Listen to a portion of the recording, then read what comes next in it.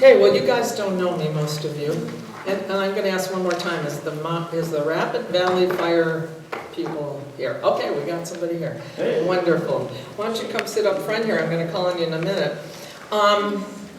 So I started coming to church here about 5 weeks ago, I think. That's when Mike Engel gave us a teaching on the threat assessment.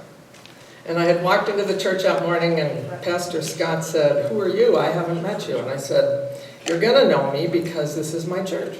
And he said, "Well, if you like what you saw online, you're going to really like what you hear today." Is that Mike right there? Hey, hi. So anyway, I've made it my church. So please welcome me. Welcome. I hope to get to know all of you. So I stole Bill's line about the soup hitting the floor, because my mother wouldn't be proud of me to say anything else. And I'm going to start with first aid. And what you guys want is to know, from what I understand, is to know what kind of a box to have in your home so that you're prepared if something happens. So there is a 4-page document. Is it already printed or? It's not printed yet. Yeah, it'll come in your email then. And it's a 4-page document. The first part starts with what to have for just basic first aid, bacitracin, a couple of ACE bandages and things like that. Easy stuff. And then the rest of the pages are about real serious field type medicine. And this is not my area. Okay, I was going to just tell you basically who I am. So I graduated from nursing school in 1978, a 2-year degree. Went back later for a 4-year degree in human resources, actually, at Colorado Christian. And I just needed a bachelor. And then went to a master's program to become a nurse midwife. And my 8 years of ICU turned into 8 years of women's health. Then became a nurse midwife, then was discouraged with how women are treated by regular medicine a little bit. You know, there's a little bit of, okay, so I don't have to explain that a whole lot. Anyway, it was just disturbing because I knew what to do and it wasn't working. So ended up going to naturopathic school, then was so interested in the homeopathic part of naturopathic school. So I became a naturopathic doctor, but I went on to homeopathic school and I learned at the British Institute, which is started by the Queen's homeopaths. So it's kind of fun. So I have a kind of extra knowledge in homeopathy, and I hear there's people here that know homeopathy. Could you raise your hand if you do know some of it? Whoo! How exciting. See, you should have volunteered instead of me, but oh well. So I'm here. Sorry, I've got Adobe trying to unload something here. There we go.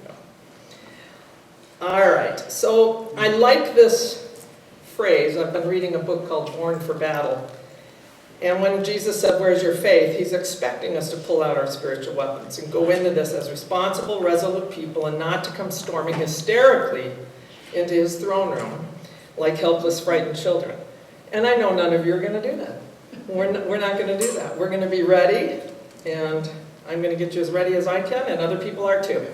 So my objectives are to figure out what first aid courses are available. We have a friend here from Rapid Valley Fire Department to tell us real quick about that. And I didn't get to talk to you, but you get like no time. So talk fast. We have handouts at the back table too that'll explain some of the courses. We're going to decide what has to be put into a simple and then a more complex home box. We're going to define bioterrorism. We're going to learn prophylactic remedies, so preventative remedies that you can have at your home. We're going to define what are the top 6 bioterrorism weapons. And then we're going to learn the basics of homeopathy so you understand a little bit about dosing when something's written in my notes. And then the second objective is to decide if you guys want more training on the use of homeopathic remedies for just general everyday first aid, because you can literally die of a bladder infection, you know.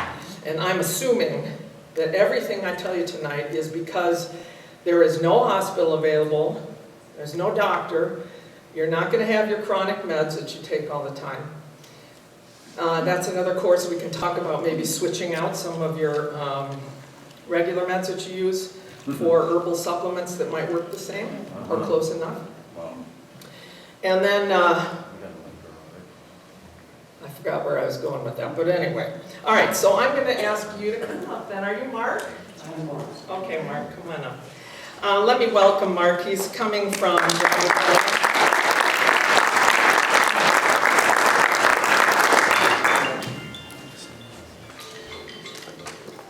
Okay, what do you want from me? Well, Monica was going to tell us what kind of things are available in Pennington County in order to train them more, because I cannot train them tonight in first aid. Okay. First of all, I'm not qualified, but secondly, I don't know. I see you have it here, set training and stuff to bleed. My name is Mark Enright. I've been a firefighter since 1980. Been a firefighter for Rapid Valley since 1986. And in between there, I worked a 20-year career for Rapid City Fire Department as a full-time paid firefighter. I realized when I got to be 55, I realized why they let firefighters retire at 55. So I worked a couple more years and then got out of it. I was home for a couple of years. My wife said, you need to get out of my space. So I went looking for a job, and I just happened to run across emergency management. For you older people, it used to be called civil defense, so you have an idea of what it is. Yeah. So we get involved. Public information and warning is our primary mission. So part of that mission is teaching people how to be resilient, how to fend for themselves when not only emergencies, but when disasters happen. It's typical for when a disaster happens, a tornado, a flood, or something major. Winter Storm Atlas. How many were here for Winter Storm Atlas? I was in Munich, Germany, drinking beer on that day. First time I'd ever been to Europe. The first time my wife and I had ever been to Europe. So I experienced the aftermath when we got back. So a lot of you have experienced that, and you know that you were not able to move for a long period of time. 2, 3 days. You weren't able to go to the store. You weren't able to, if you run out of medicines, you weren't able to get your medicines. And that's one thing you can do is for your medicines. It's hard for you to get anything beyond your prescription, but if you start getting your prescription a day or two early and keep that up, I've got myself up to 45 days now of my medication. That's over and above. So just keep after that and then keep that built up. For some of us, if we go without that medication, then we're going to have some serious repercussions.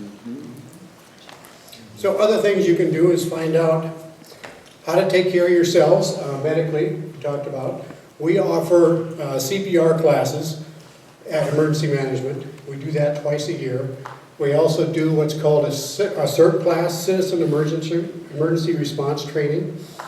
And in that, it's a 7-week program, and it's 7 evenings. We usually do it on Monday nights, but we can do it other nights too. It all depends on the group. So it's 7 nights. The first night is basically about disasters, about dealing with disasters, just some basic things, what to put together in a kit. And I have some magnets that I'll leave back here you can put on your refrigerator. All the things that you should put into a kit. And whether you have that kit in a duffel bag, a backpack, or a suitcase, so that you can grab it and go if you need to. So anybody live out in the forest? Nobody lives in the forest? So anybody ever been evacuated for wildfire? So during a shorter fire, a lot of people were evacuated. And when they were evacuating, I was going in to help the first responders in coordinating the evacuations of different areas.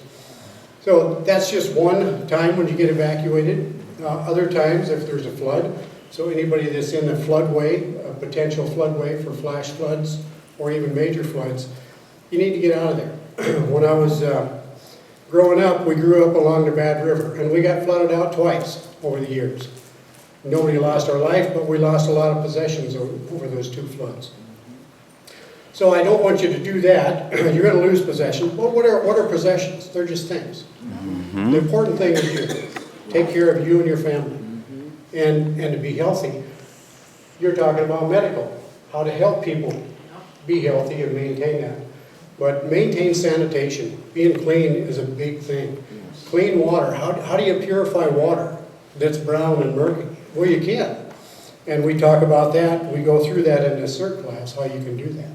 Just some other things that you can do for yourself to get prepared for major things that are going on. I have some flyers here, one on the CERT class, one on the Stop the Bleed. And Stop the Bleed is just something that we started, probably about 5 years ago. A person can bleed out in 3 or 4 minutes with a major, if you get a major artery that is severed, then you can bleed out really quickly.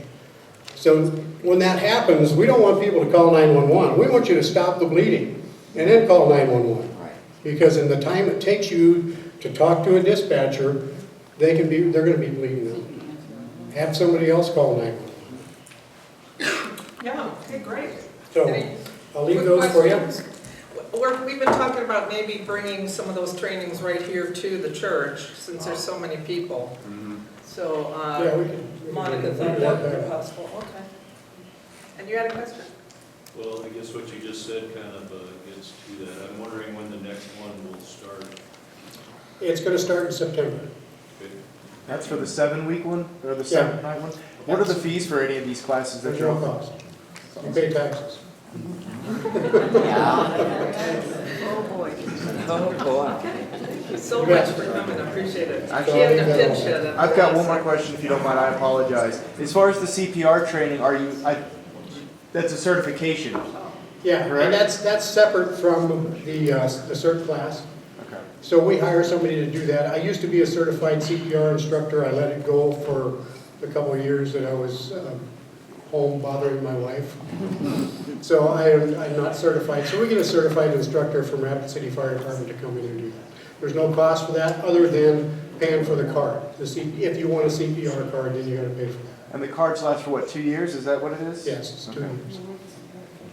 And they change it every year. Right? Yeah, they changed something just to say that it's different.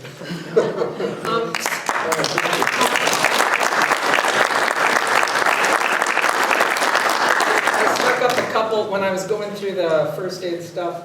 Come on up, Cherie. I put up I didn't know what a SAM splint was, so I took a picture of it, and that's those things they stick on you just to mobilize till you can get somewhere to have it set. And I didn't know what a CAT tourniquet was, so I learned. Anyway, Combat All right. application tournament. sorry? The combat application tournament. Yeah. Well, anyway, I'm just up here to really introduce you guys to Suzanne. I've gotten to know her over the last 5 weeks. I believe God sent her here. Gotta be on the mic. I believe God sent Suzanne here about 5 weeks ago Yeah. to be at our church to teach us what she's going to teach us, because God's preparing us. We've seen that with every one of these things we've Yes. had. And I know Tony said this is the last one, but I would say for this session. Yes, I think yes, we'll have exactly other right. things down the road, and I just want to pray into it. She has so much information, she will not be able to cover it all Right. in one night. Right. There's no way. But as she goes through this, think about things that you really want to learn, and then maybe we can set something up for next session. And I think Mark grabbed my papers. Oh, I think you did. Okay, but you have another thing, too. oh, there was a couple of things that we just kind of had been flopping around. We have to think about things. So one of the things we have to think about is, what type of blood do you have? If you have O-type positive blood, you should know somebody that has O-type positive blood if you need it. You may not be able to get to a blood bank. And we're talking about if there's no emergency room, if there's no hospital, if there's a catastrophe, you need to know. In this day and age, you have to think about whether you've been jabbed or not jabbed. And if you're not jabbed, you don't want to get blood from somebody who is. So you have to think about that. You know, so we have to start thinking outside of the box. We have to start thinking about our own health and how do we take care of ourselves. Since I got diagnosed with cancer, I've learned a ton of things. One of the things I would say is learn as much as you can about how to become healthy. Food is huge. Natural medicine.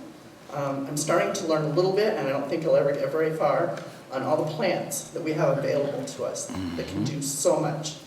I mean, both food-wise and medicine-wise. There's a ton of stuff out there, right in this area. That's another whole class. The other thing was, Having a buddy? having a buddy, somebody you can exchange blood with if you need to, somebody who can take care of you, that knows what they need to do, if they need to stop the bleed, if they need to put on a tourniquet, if they need to splint you, whatever. Make sure you have a buddy. We got the radios, we can talk to each other. That's what we're trying to do, is just build a community that takes care of each other. Because one of the things, that's what as we get to, we've learned over the last couple of years, is we can't count on the healthcare system. No. I mean, it's been great, but we have learned we cannot count on the education system. We have learned they're not teaching what they need to teach. Right. We can't count on the government, they're not going to take care of us. We need to learn to take care of ourselves. So there's so many, politics, there's every sphere has been invaded by the enemy. Yeah. That's what's happened, honestly. So we need to take that back, we need to take it to Jesus, and we need to learn how to do what he wants us to do for each other and ourselves. To be here, somebody said, as long as we can, so we can tell others about Jesus. Right. That's our Right. main goal. Amen. That's it. Okay. That's good. Tony already did the praying, I'm gonna stay out of the way. She's got a lot to go. Yeah, I'm gonna talk fast. Before you go, Suzanne, this might be for one of you or both of you. If there's somebody who does not know their blood type, and I know the easy way is to give blood, but if you don't weigh enough to give blood, is there some easy way to get your blood type? I would think I would think you could just order it, like your physician could order it. Or walk into Sanford maybe, urgent, Sanford Lab, and just ask them to do your blood type. A LabCorp, lot of blood for that. So LabCorp, like on, I would think something like It's that. just a fingerprint. We can check Probably into get a it, kit. let you know. Okay. That'd be great. Somewhere. Tell her. Connie has an answer. Just for information, I'm O negative, Okay. and I have been Universal. vaxxed for 25 years, and I'm on no medication. But FYI, if you're a man, this is the thing that really concerns me about blood donation. They do not go down to the basic DNA of male and female. So if you're a man, try to find a man donor. If you're a female, try to find a female donor. So, Cool. Thank you. Yep. Is that it? And we have, I think we probably have allopathic trained people in here, and the allopathic versus homeopathic. So allopathic is just regular medicine. I'm taking my shoes off. All right. And, You just got- be home, you are. and allopathic would be nurses, doctors, PAs, people around. I was trained at the Air Force Academy. I'm allopathically trained. I know how to do it all. But I'm not gonna do that tonight, because I'm Thank you. pretending that there isn't any way to get a hold of antibiotics, etc. So the other thing I want you to know is this is just a lot of information, and so I made really basic slides, and then I'm going to be talking, but everything I'm saying is on your paperwork. It's 21 pages of notes, and so you don't have to take notes. I'm going to just kind of gently, cursorily go through the basics, so we have some ideas. But the stuff you need to know that is hard to explain is probably how to use homeopathy.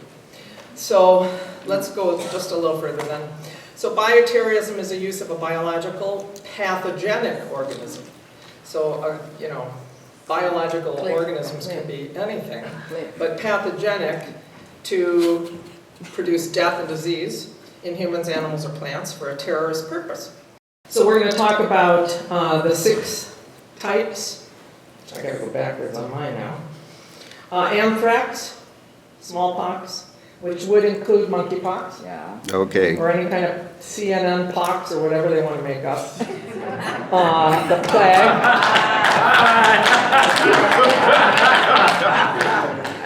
The plague, botulism, which will kill you. Tularemia, which is rabbit fever, it's actually a poor man's plague. They can make it, disperse it like the plague. It's very much like the plague, and it's real cheap to do. So that's one we have to know about.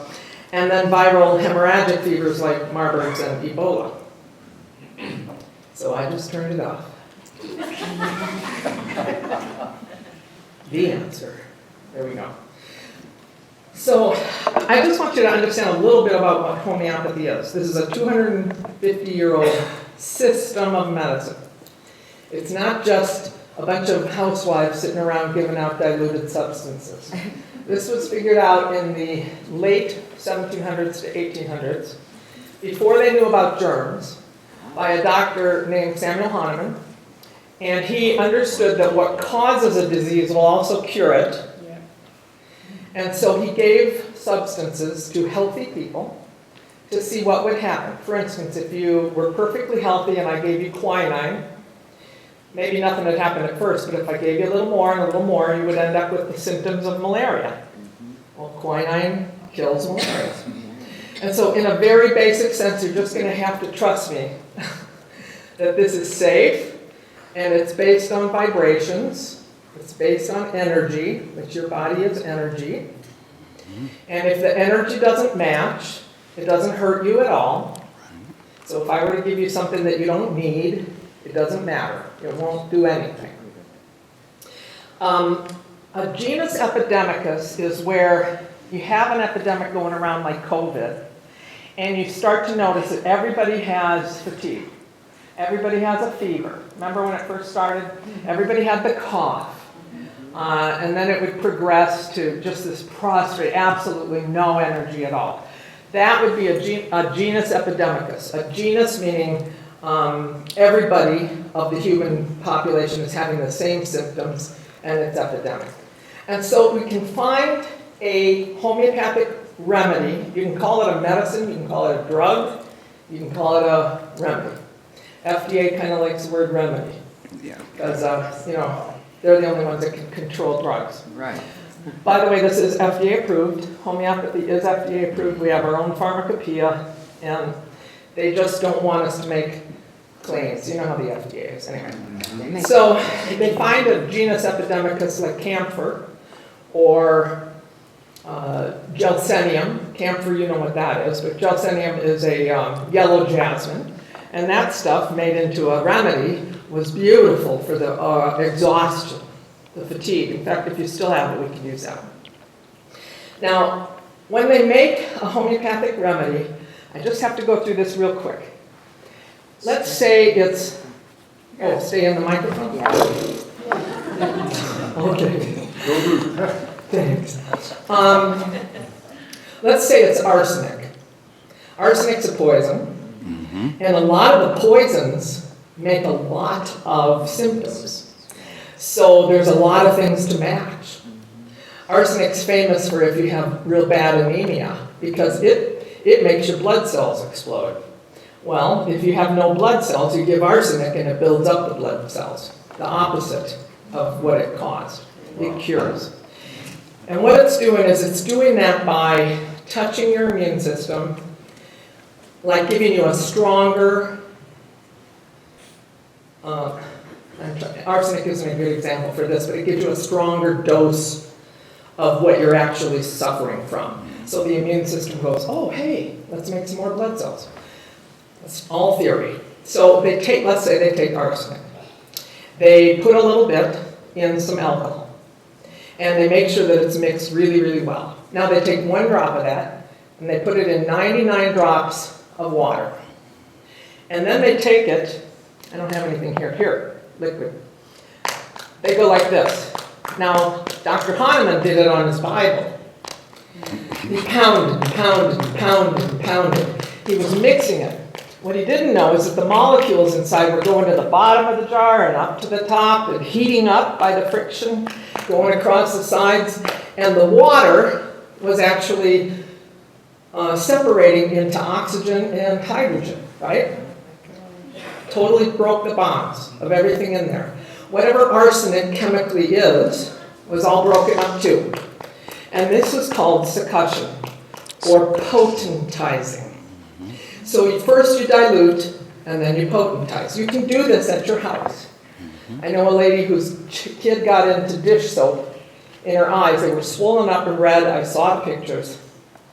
And she took a little tiny bit of dish soap, put it in 100 cc's of water, stirred it up, lots of suds and a little bit. Took 1 other drop, did it again, did it 3 times, and gave it to the little girl, and within a few minutes, the red was gone, the swelling was gone, the pain was gone. So that's how you make a homeopathic remedy. Now, if you pound it like that in 99 drops of water, that's called 1C, as in centesimal. They also make things on the X scale, so 1 in 9 drops of water would be a tenth, a 1/10. But we're going to say 1C. And because most of the things I'm going to give you are at least 1C. So then they take this 1 drop of the 1C, and they do everything exactly again. Now you've got 2C. And they do it again, and you got 3C. At 12C, there's nothing left of the arsenic. It's only the molecular energy of it. That's all that's left. And that is what is vibrating with your system. A little bit like if we had 2 grand pianos up here, and I walked over and played C chord on this one. If you came close to this one, you would hear it going the same. It vibrates, it matches. At 15C, it's the same as 1 drop of arsenic in all of the oceans of the world. Wow. And what I'm going to be showing you is 30C and 200C. These are stronger as they get more dilute. It's just one of the things we know about homeopathy. When they put it on a gas chromatogram, they can see the measurements of all sorts of things in there, but there's a huge hole. And we think that it's the energy hole. The more you dilute it, the bigger the hole is. It's been proven. This is a really cool nanopharmacology that God gave to us 200 years before it started. So we've covered what is homeopathy, the genus epidemicus. So what is a nosode? A nosode is when you take the actual pus out of the smallpox, put it in 99 drops of water, do the potentizing, do it again, do it again, do it again. It matches exactly with smallpox.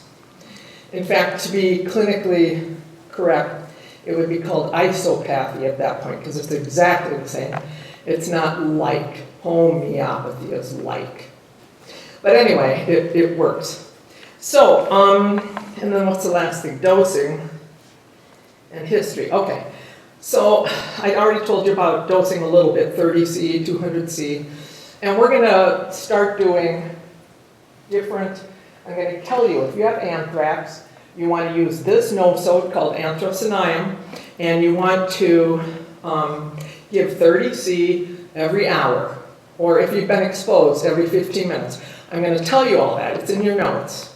So if you just get the right remedy, you've got all you need tonight. You don't have to understand any more about it unless you you don't believe me. All right, so let me go to the next slide. Okay, so I wanted you to just get a real quick idea that there are very, very important people that understand this works. So Menninger said this is wholly capable of satisfying the therapeutic demands of this age better than any other system or school of medicine. Do you know the Menninger Clinic? That's... Sorry. Tony's going to lose his mind. When did he make that statement? Don't know. Okay. Don't know. And then Gandhi. I got changed. See, I got too much to do up here. I need a helper. So Mahatma Gandhi, you have to think about places where the pharmacological companies don't go. There's no money to be made in India. People can't afford to buy some big fancy something or other. So homeopathy found a great place because it's very inexpensive and anybody can use it. So he just said that homeopathy cures a greater percentage of cases than any other method of treatment. And it is not violent. So. Okay. So it's nanopharmacology. It was given to a wonderful Christian physician who was trained as a doctor and then quit because he couldn't believe in the bloodletting and the, leeches and giving people mercury and all that. He quit because that was doing harm and it is used by a lot of people. And he himself opened up his home in Paris to treat the poor. I need to breathe deeply. Okay. You're doing awesome. I just have so much to say and I can't. So if we can, this is an idea of, let me see, did I give you the next one? I didn't. Okay, so the human cell is highly organized. A bacteria, a virus, a fungus is very elementary, and we want to kill it without killing the cell. So we match the vibration of the disorder. It'll kill those things and leave the cell alone. And I put whole tones here because if you don't know who whole tones is, Michael something. Do you guys know who that is? Yeah. So he's done a lot of healing with playing after David, after King David. It's a long story, but you could look that up. It's fun. Okay. So there has been lots of times when homeopathy was used in the epidemic. And I just wanted to give you these so you would start to feel really confident that this can help you. There is no doctor to go to, remember? There's nobody, and we just heard there's an anthrax outbreak. You have everything you need to treat that and to do it really confidently if we get you the right remedies. So in this influenza, look at that. They had 24,000 cases, that's supposed to be another zero, in conventional hospitals with a mortality rate of 28.2%, but in the homeopathic hospital, they had 26,000 more, and mortality is only 1%, a little over 1%. And then there's a couple other, this is all going to come to you, all these slides, so I'm not going to spend a lot of time on it. Here's another example. Cholera. 60% of the patients at the homeopathic hospital lived. 60% died at the regular hospital. In London, it was even better. They had the Royal Hospital of London, 54% died. In the homeopathic hospital, 16%. And in Naples, they used homeopathy only, and out of 225 cases, there were no deaths. Smallpox back in Iowa, this doctor, Eaton, got in trouble for prescribing variolinum, which is a no-sode of smallpox. And so he went to court and said, you know, what they're doing in the regular hospital isn't working. And so they allowed him to do it. He vaccinated, well, there were 2,806 vaccinated with smallpox. People known to have been exposed, you know, I'm saying that wrong, it wasn't vaccinated, it was vaccinated with variolinum. So given the homeopathic remedy, 2,806 people, they know that 547 were exposed after taking it, and the only people who developed the smallpox after taking was 14. And they will have a much less of a case if they've been vaccinated and still contracted. Okay. I don't think that one did it. Okay. Demon in the freezer. This is really an interesting thing. It's a book by Richard Preston. And this CIA guy wrote about it. And it was about smallpox in Russia that had been, it's missing. So this book, he says, this book will give you nightmares. Nightmares about the horrors that smallpox visits on a victim's bodies, turning the skin dark and dappled by thousands of pustules. Why didn't you correct my spelling? I wasn't checking for spelling. See these nails? I did not tell you. And resulting in an excruciating death, nightmares about the tins of frozen virus produced by the Soviet Union, and since unaccounted for, nightmares about a bioengineered form that's resistant to all known vaccines. COVID-19. So we don't need nightmares. In Cuba, they had, this was a recent research I thought would be interesting for you. Cuba is another place where pharmacology has been, they've just left them behind, they're on their own. They use ozone as an antibiotic in all of their hospitals. They just pipe it right into the room. And they have about 5 million people there. Whenever they have a hurricane or some kind of flood, they end up with the rodents running rampant. and spreading a disease called leptospirosis. They normally have about, they spend $2 million, I'm not sure that I wrote everything down. They normally use $2 million treating this swamp rat disease. But during the study, they gave the no-sode of leptospirosis to 2.4 million people, and they had 10 cases only, and no deaths, and it cost them about $20,000. So that's really impressive, and that was 2008. So I laughed at this. When my son was in 4th grade, he celebrated his birthday on crutches, so he couldn't carry the cupcakes into school without help. I asked the 6th grader Noah to help him. He said, I could, but I'd prefer not to. So my husband, spotting a teaching moment, said, what would Jesus do? And Noah said, Jesus would heal him so he can carry his own. And he'll probably heal everything here and we won't have to mess with it. All right, so I'm going to switch over to my notes for just a minute now. I want you to understand that a bioweapon is complex, it's sensitive, and it's very difficult to prepare. It's easily destroyed, it easily decomposes with improper handling, prolonged storage, or dissemination under suboptimal conditions. I'm reading right off the notes, you're going to have all of this. However, homeopathy is effective and safe and gentle and proven in epidemics around the world.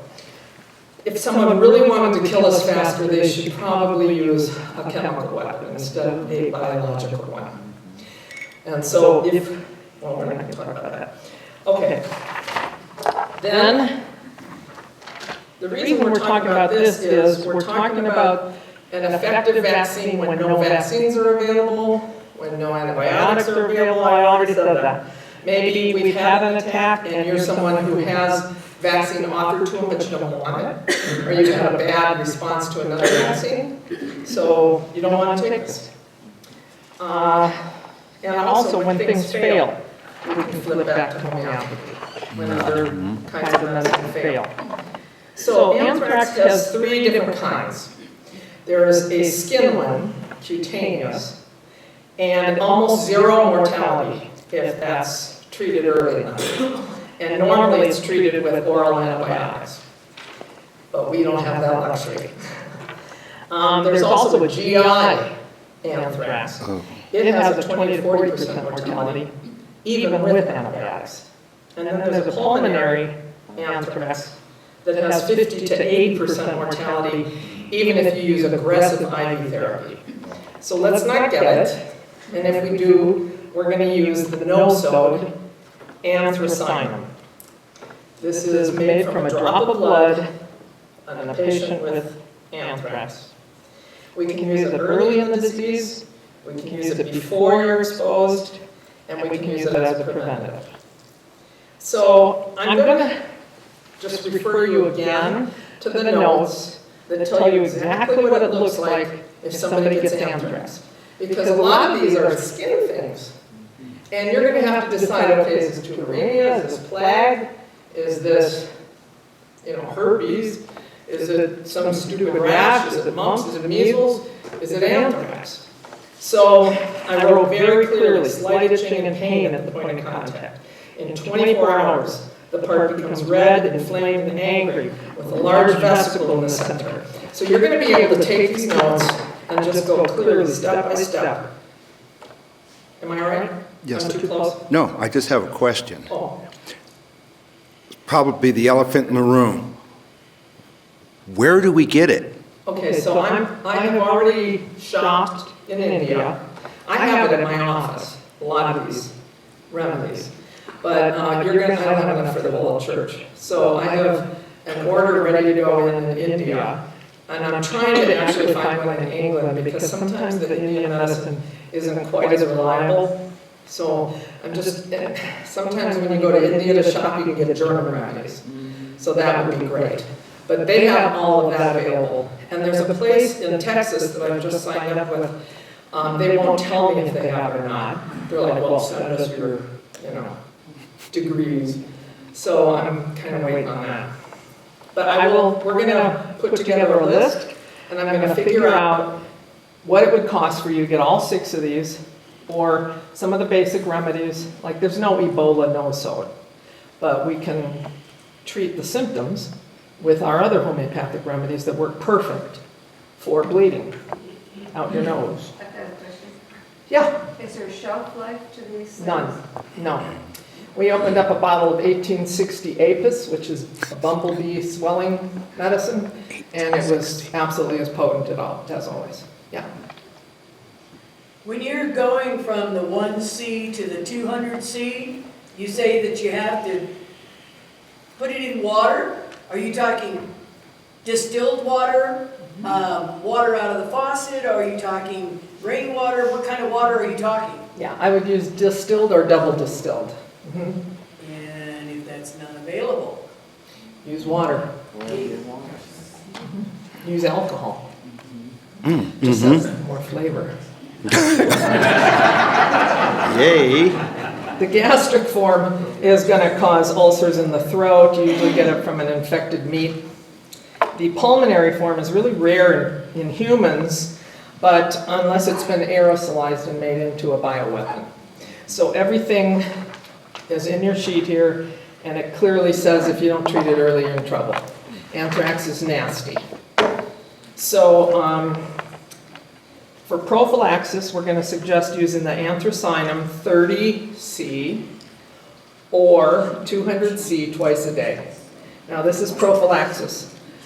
You're just going to put this under the tongue, hold it about 30 seconds, try to keep it away from food, try to keep all homeopathic remedies away from anything in your mouth. You don't brush your teeth, chew gum, eat something. Just give it 10 minutes with nothing in your mouth. And then use your medicine. Hold it there 30 seconds and then swallow. It's easy. You can also put your remedy in water and just sip on it for like an hour. If you're doing that, you're just continually exposing yourself to it for an hour. So let's say that this is a bottle of Anthracynum. If you take the whole bottle, it's 1 dose. If you pull out just a tiny little bit, it's 1 dose. If you repeat the tiny bit 5 minutes later, it's 2 doses. Does that make sense to you? It's not like a medicine where, if you took a whole bottle of it, it could hurt you. And there's people on YouTube that take a whole bottle of homeopathic remedy and go, see, didn't hurt me at all. Well, it didn't match either. It wasn't something that even matched what you're going through, which is, I don't know, being arrogant. So with anthrax, we're going to want to wash hands under soap and water real good. The spores can travel around. And I have in here, in the notes, just read them real carefully, they talk about what can be transmitted person to person and what you'll only get it if you touch their bedding or their clothing or whatever. How long it's dangerous for you to burn it or whatever. Everything's in here. Now, you don't want to use anthrax prior to an event. This just happens to be one that it's going to work instantly as soon as you take it. And it takes anthrax a while to incubate. So if you hear that there's anthrax somewhere in South Dakota, that's the time to start taking it. I think it's 30C twice a day for 3 to 4 days. And then 2 doses a week for 2 or 3 more weeks until the emergency subsides. Very clear, okay? And scrub your clothes, scrub the bedding, scrub the exposed skin, disinfect contaminated surfaces. That's good. That's enough on anthrax. Right? Ooh, how come the plague came up? It's supposed to be smallpox. Tony, you screwed up my slides. Yeah, What slides? Yeah, sorry. yeah. There's Tony's slides. Oh! Tiffany, thank you. We're going to go past the plague to the smallpox. Okay. There we go. You good? Nope. So this will cover That was monkeypox, no fun pox, gorilla pox, Question. bird Wait, pox. wait. There's a question over here. It was a, Yeah, the same loudmouth. I just wanted to ask, is the dosage the same Yeah. Yeah, it doesn't have to do with that. Little kids will respond easier because they have so much vitality in them. Elderly people, you may want to choose the smaller of the two. I said 30 or 200. A kid's fine with the 30. You know, if you see something's working but not quite as good as you wanted, you go to a higher dose. If somebody's on a lot of drugs, I would go with the 200 instead of the 30. If you think they're toxic, see, in the old days 30 was plenty, and now we have such a toxic environment that it seems that we have to use a little higher dose to get through all this toxicity we're exposed to. That's a great question, though. Sorry I called you loud, man. So, smallpox kind of stands alone from the other ones because it's, well, it's well known. They used it to get rid of the Indians, and so did it was used in the conquest of Mexico. It's a pretty nasty disease, but it's also really contagious, although less contagious than the plague. One person with smallpox can infect a complete city in 2 months. It spreads by contact with an infected vesicle. A vesicle would be a thing growing with water in it, starting with water, or from respiratory secretions as somebody coughs, droplets in the air. So patient-to-patient infection does happen with smallpox. But it has a really long incubation period. Now this is why you can't take a vaccine for smallpox at the last minute. So they say, hey, smallpox is in Sioux Falls. And you go get a smallpox vaccine, it's going to take many, many days before that thing is going to even be effective. Whereas if you take your smallpox no-sode, it'll be effective right away. So incubation is about 7 to 17 days before you get symptoms. If you did, it would be like swollen glands, swollen liver, swollen spleen. And I clearly tell you here there's different periods. There's the eruptive, there's the febrile period, and then there's the eruptive period. So this is all on here, everything that you need to know. About the 6th day, the vesicles have become yellow and rounded at the top instead of puckered. Very, very detailed for you. You'll know exactly what to do. Eruption phase lasts 2 weeks, with the vesicles then drying up for another 2 to 4 weeks, and then they break and form crusts and disappear. I have a question. Yeah. All of us that had the smallpox vaccine Yeah. when we were young, is it still good? I've read both things. I've read that it's okay, that it's a lifetime concurrence, and then I've read that it is not. And I don't know if the people who are saying it's not are Telling the truth. Yeah, exactly. What happened is the smallpox vaccinations that they made expired in 1971. They made some new ones for the government, I think maybe for the soldiers. And that, you know, you could take that if they allowed you. You're probably not important enough. I don't mean you, I mean, yeah. So, but that's a great question. And I wish it would confer forever. Why not take variolinum and be prepared, you know? Also, make sure you never give aspirin to anybody with a virus, because you can cause that Reye syndrome. Have you heard of that? Yeah. Yeah, you can make them really, really sick and even die. So Tylenol's a better idea. It's still an NSAID. So if there's no reported cases of smallpox in your area, you're not going to take anything. If there's some documented cases in the region or the state, you're going to take it in one of 3 ways, and these are all written here, like variolinum 30C once a day for 5 days, followed by variolinum 200C, 1 dose, 1 month later, and then the variolinum 1000, whatever it's called, 1 month after that. So there's different choices here. Now, normally, you're not going to respond to any homeopathic remedy because it's so dilute and it's so gentle.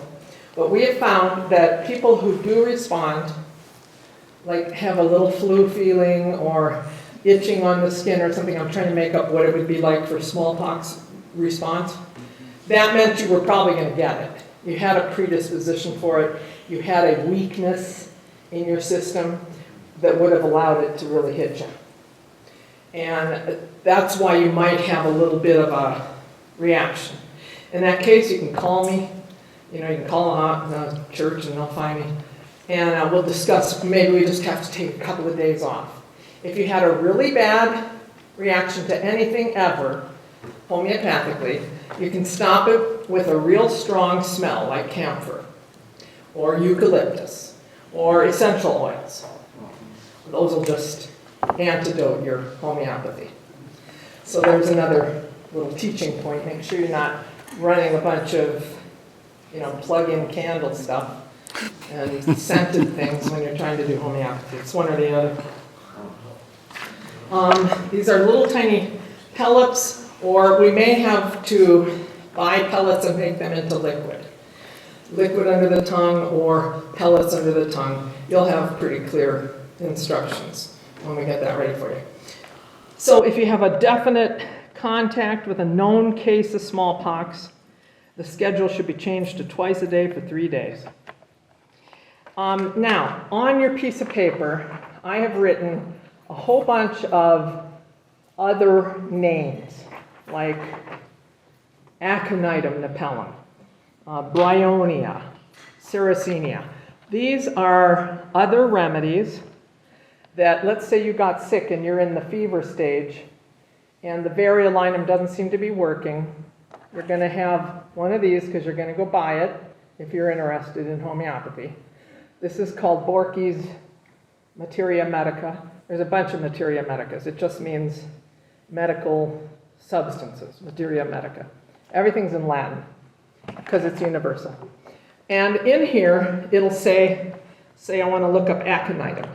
I'll turn to it, and it'll say aconitum for people who have a fear of death, people who get worse after midnight, people who had a shock, people who were out in the cold and came in and got sick real fast.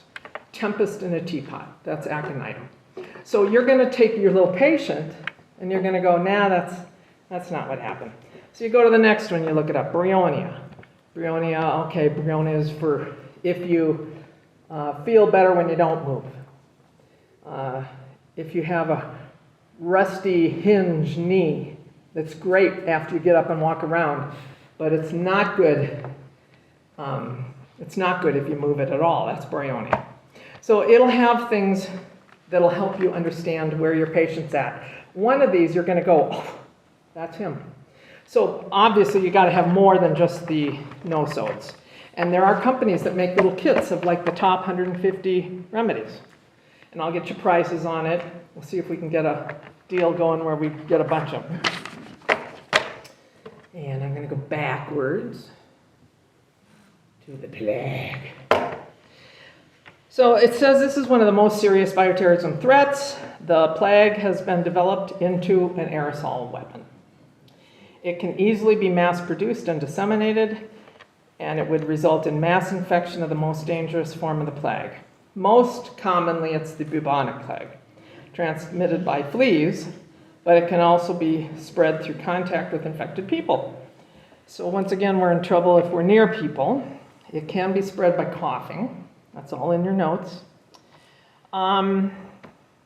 This is, again, a reason why you can't take any kind of weapon, any kind of vaccine for the plague, because it would take them days to take effect in you, and you need to be treated within 18 hours. Anything less than that is deadly. So it's going to tell you all about the different kinds of plague. They can get in your blood, and then we have to treat it a little differently. But we're always going to be using this no-sode. It's called pestis. And, am I on the wrong one? No, I got you on plague. I don't have me on plague.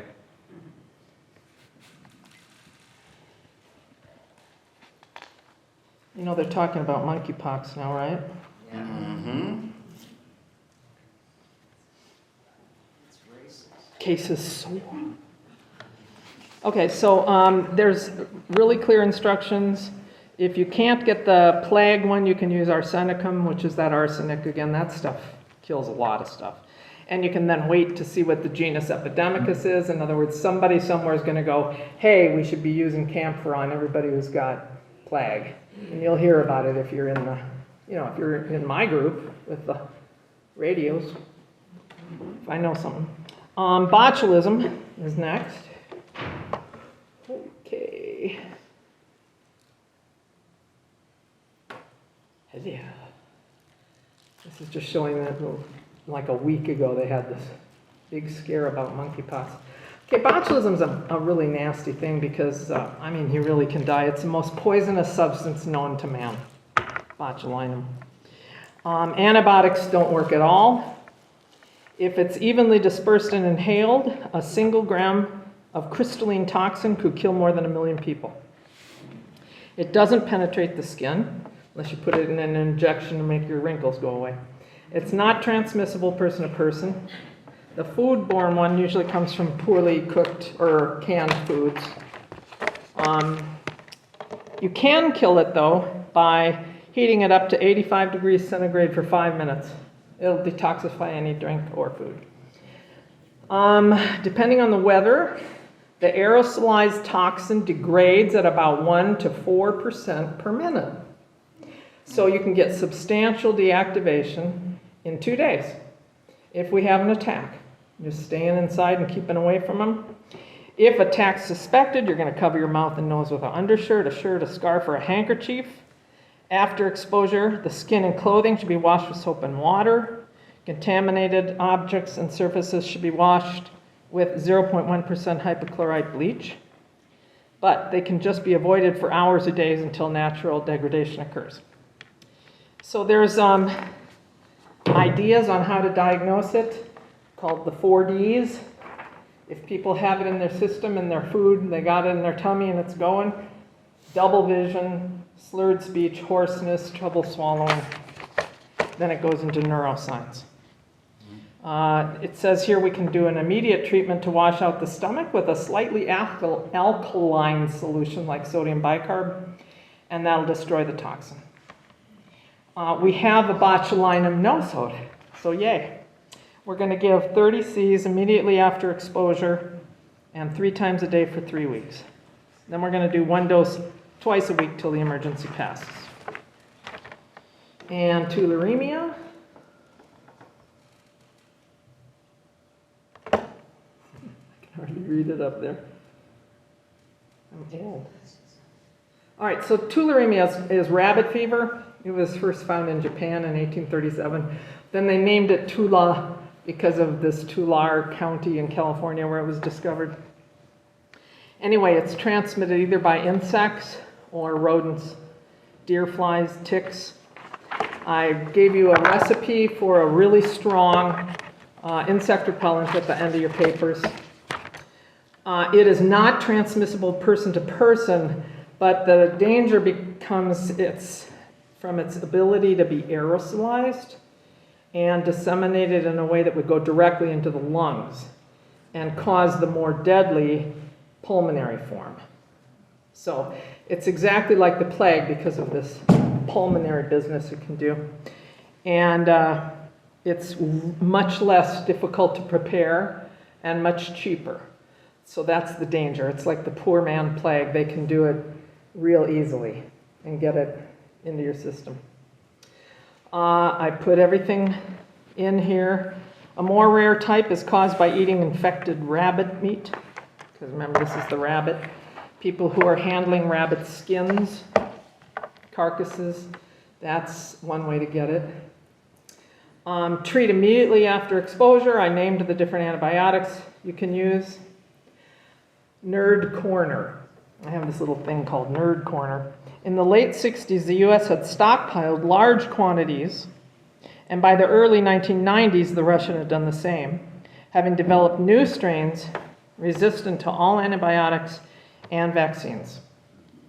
So, in 1969, the World Health Organization experts reported that 50 kilograms of virulent organisms aerosolized and dispersed over a metropolitan area of 5 million would kill 20,000 and incapacitate 250,000. So you basically are going to use the same drugs as for the plague. And then I took on this section, I did go ahead and take some of those other remedies that you can choose and try to match out of your book, and I wrote down what they're like. Let me give you an example.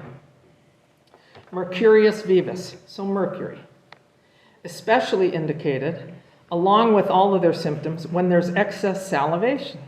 You've heard of mercury poisoning, where people salivate. So now we're going to match that, right, with something that causes salivation.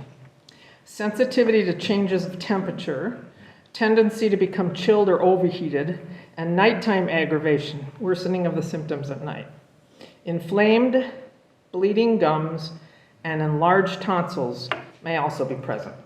So if you have your person and you know it's, what are we talking about, tularemia?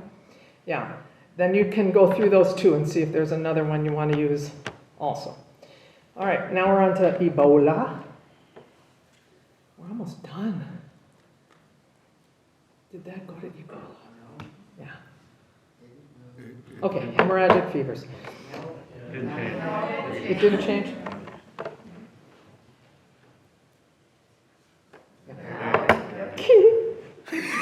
All right. So Ebola is a severe viral infection. You know we don't have a lot of things that'll cure viruses. I want you to understand ozone is one of the things that will cure viruses. There is no virus or, here comes Adobe Acrobat again. There is no virus, fungus, or bacteria that can survive ozone.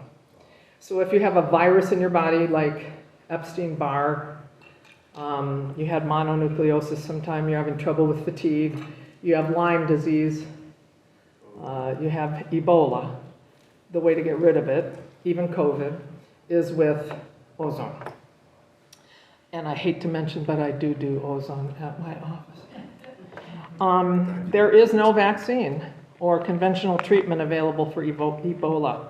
And in Sierra Leone in 2008, when they had a big breakout, then my company that I got my ozone from, it's called Longevity, they're in Canada, they sent $40,000 worth of machines over to treat the Ebola, and were able to successfully cure it, kill it.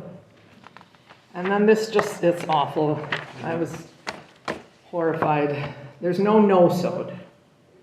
So we can't take an Ebola drop of blood and make it into medicine. Apparently, nobody's done it, or it doesn't work. So there is one that works well. It's called Crotalus horridus, and it's actually a snake venom. Wow. But when you think about what snake venoms do, they make your blood separate, you bleed all, they're just horrible. You die painful, awful deaths. So we can get Crotalus horridus, and we can use it 30C, 1 dose daily until the threat is out of the area. So. Question. Yes? When you're talking about viruses and ozone, what's your preferred application? Is it intravenous or? Okay, so ozone, if you want to talk about that just real briefly, I'm done with my notes. I'll go ahead and get this changed over too. I broke it. Thank you. I did tithe, Okay. so maybe you could get a new one.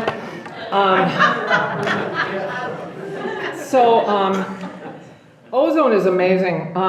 We can use it lots of different ways. And what they say is that if we go rectal, I call it intestinal, so that men will do it because men are like, rectal. It goes through the hemorrhoidal vein straight to the liver, to the portal vein of the liver.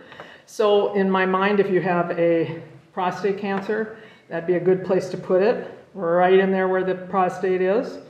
And it'll cure any infection. So if there's enlarged prostate there, that something's going wrong, it can be, and see, what happens is the ozone goes into the cell, whether it's a cancer cell or a bacteria, And nothing can live in the presence of pure oxygen. It just explodes the cell wall, and the contents spill out, kind of. So we can do rectal.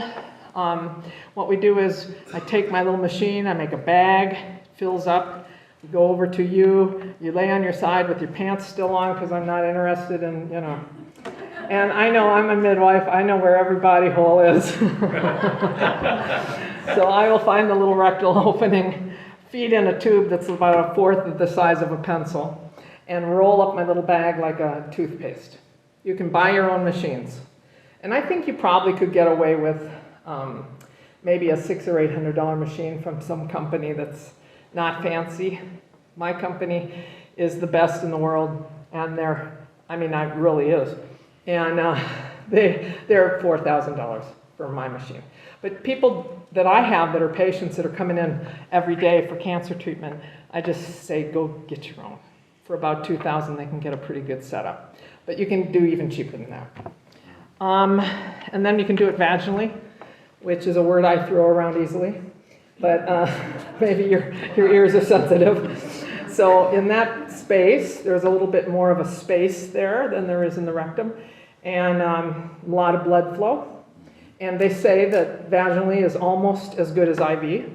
And then there's 3 kinds of IV. There's one where they take a small amount of blood out of you, put it in a bag, put some heparin in it, add some ozonated saline to it, and then feed it back to you, your own blood. Or they do it with more blood, so their minor is the small amount. Major autohemology is what they call it. It's going out of favor, because they don't need to. I'm taking a bag of 250 cc's of saline, putting it in a really fancy thing that came from Germany and cost $500, and putting ozone into that water, saline, and running it straight through an IV into your veins. So you get it through everywhere. But vaginal is almost as good as that. And then if you're a boy, you don't have a choice. You don't have one. You don't have a VG.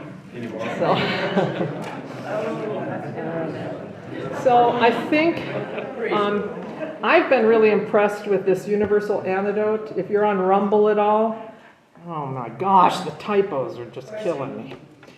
Question? Yeah. So does that mean you can define what a woman is? Very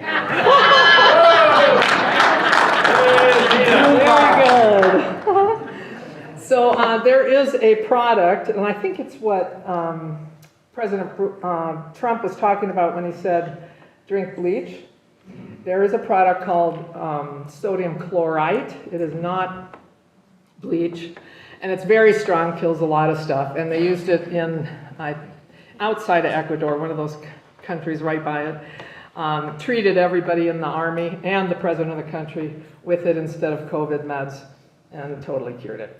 And if you start doing research on MMS, you're not going to be able to find it on YouTube. They used to have, you know about it, they used to have things on how to make it. Yeah, we're actually taking it right now. Okay, what are you taking it for? Just trying it out on ourselves. You know, we don't really have anything going on, but we've heard about it. We were introduced to a friend here at the church.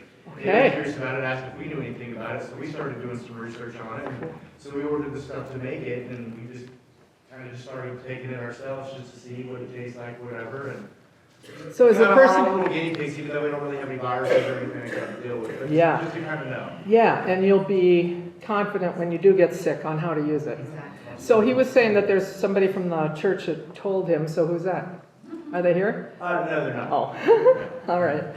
So there is if you go on Rumble and look up the universal antidote, there's about an hour presentation on what MMS does, how to use it. There's some wonderful biochemists and physicians like Andres Clacker who can tell you exactly why it works and how safe it is. And of course, it's not allowed by the FDA because... It works. Yeah, because it works. Yeah. I have a couple of links to some videos too if you want. Oh, links to videos, cool. Okay. Sorry, Mike. Yeah. Okay, so a few hours ago, the WHO just declared an outbreak of Marburg in Ghana. Is that a problem? Marburg and Ebola. What? Well, Ghana's a little ways away. Outbreak of what? Marburg. And Ebola. So I didn't separate Marburg's from Ebola because they're both just a hemorrhagic fever. So what the deal would be is let's get our medicine shipped to us as quick as I've we actually can. been hearing about Marburg for the last couple of weeks. I've been reading it in and out of the news. Today's the first day that I've heard it officially declared an outbreak. Yeah. So it'll be here. Usually those African ones kind of stay in-house. I'm not sure why, if they just jump on it a little quicker or what, but if it's part of the New World killing us thing. then- That's where they go to test. See, that's why it breaks out. They go there to test. And then, Oh, then they gotcha, report. gotcha. Yeah. They being the bad guys. Yeah, I didn't want to know what you meant. Yeah. Yeah, yeah. I didn't say that.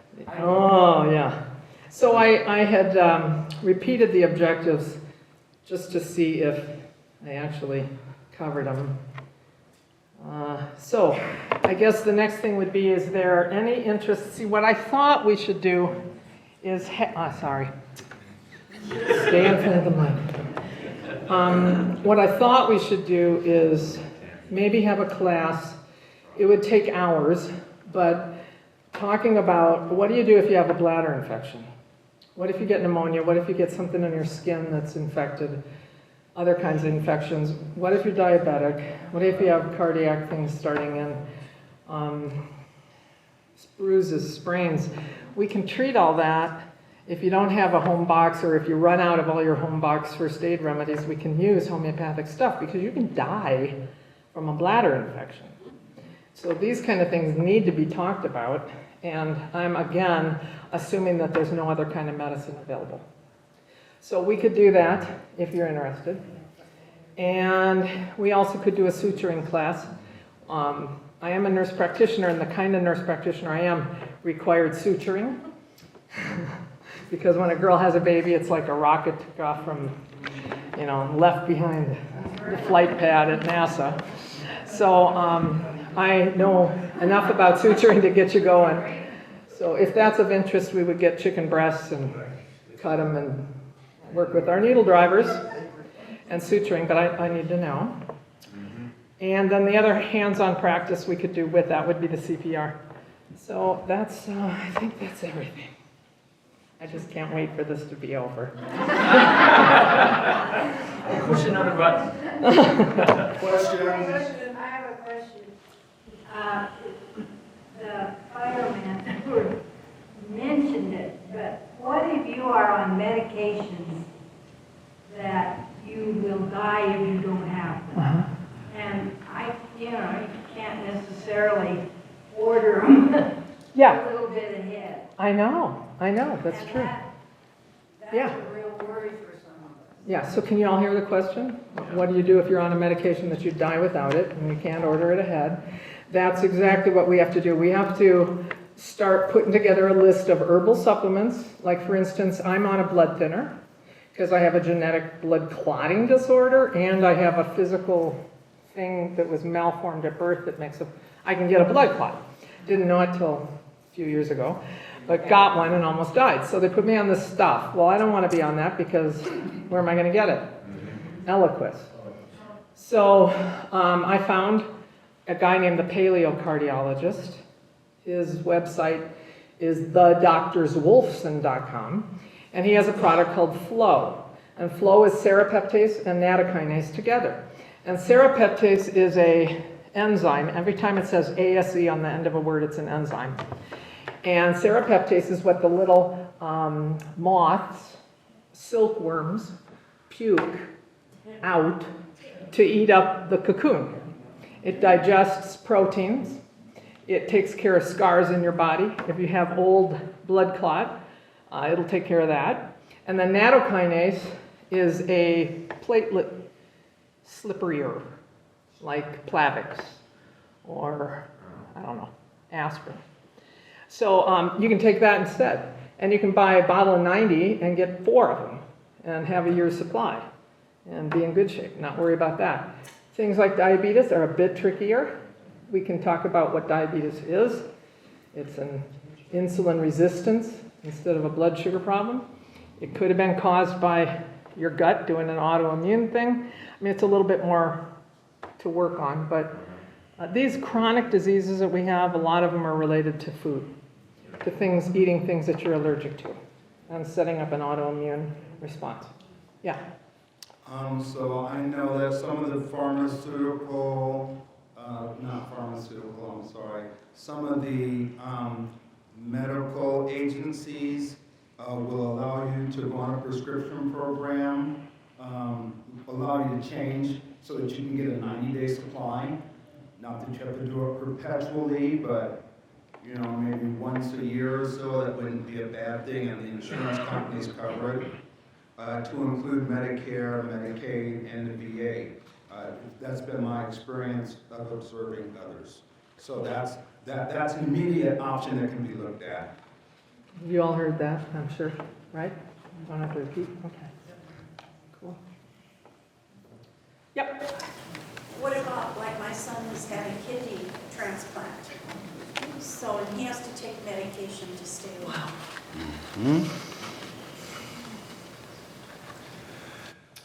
Do I know an anti-rejection type? I don't know what to tell you on that one. It's not that it can't be researched. I never ran into that question. That's a good question. Is he able to go to the people that prescribe it and say, I am concerned about having a 6-month supply? I could mention it to him. I can't even imagine the cost. Because they will only give us so many, for so many days. Yeah. They're very strict about that. Well, we have remedies that help the kidney, but his is a transplant and you don't want to reject it. Yeah, I don't know. That's a problem though with the insurance companies too. And for those of you, is anybody in the room type 1 diabetic? We have any type 1? Okay. Understanding and knowing the difference between a type 1 diabetic and a type 2, over probably 90% of the world's population are associated with type 2. Right. Not much is known about type 1 and what causes the body to automatically kill the beta cells that produce these normally. The biggest challenge, of course, is that the insurance company will only allow our children to have so much of a supply. And even if they said, oh yeah, we'll let you get for a year, the potency drops. So there's a world of difference, and you may encounter somebody in your lifetime who's a type 1 that they may be having a diabetic reaction, and it would be well for all of us to know exactly what to do for that person. But I'd like to say, the big thing, of course, is the insurance companies do not. You can only get There are 2 or 3 blood sugar remedies that are so potent that you have to be really careful to use them and be watching your sugars because they'll drop. And I also have, my teacher at the British Institute of Homeopathy went over to India and studied for, I don't know, 6 weeks or something. And she had a patient come in, I was telling some of you about it. She had a little 4-year-old come in, was on so much insulin they couldn't increase it anymore. And so these homeopathic doctors went back and said, well, how was she born and what happened? Were you on drugs? And went through what we call a case taking, which is real thorough, and found out that her diabetes started when she took the DPT. So they gave her DPT. And within the next 4 days, she was off insulin. Wow. So in that case, it would have been an immune response going, whoa, you know. But anyway, so there are things we can use. I can also tell you iodine is extremely important. We're all iodine deficient here. We're all iodine deficient in the US. But iodine, if you give iodine, it increases your insulin receptivity. So you'll actually need less insulin. It's a good way to get started. So, yeah.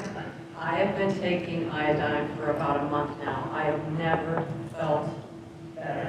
As a matter of fact, I was going to give a bottle of this X2 that I got from InfoWars. I was going to give a bottle of it to Walter. I've given it to a few other people. I've gotten feedback from them that is life-changing. Okay, this is a really big deal, and so we're going to offer that probably to the church as well. It's a great idea. Fantastic. You load first. It also increases your testosterone receptivity.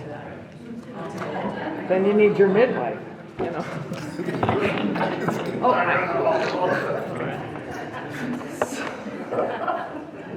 right, I don't think I have to do anymore. I think that's enough.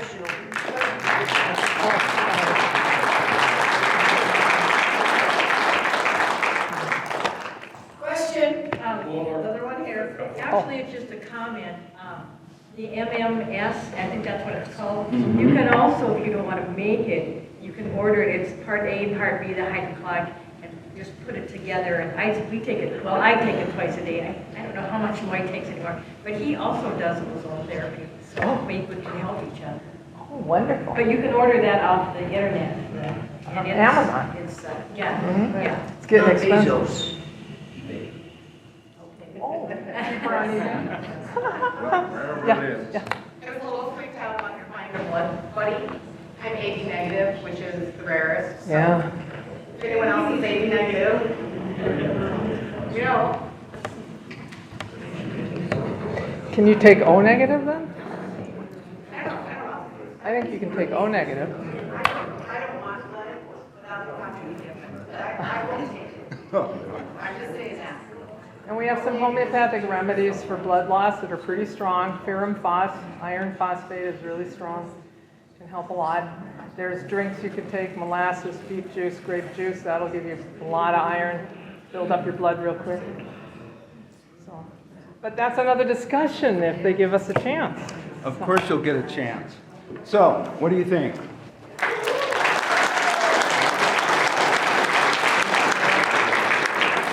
I know when I first looked over her notes, I was like, yeah, okay.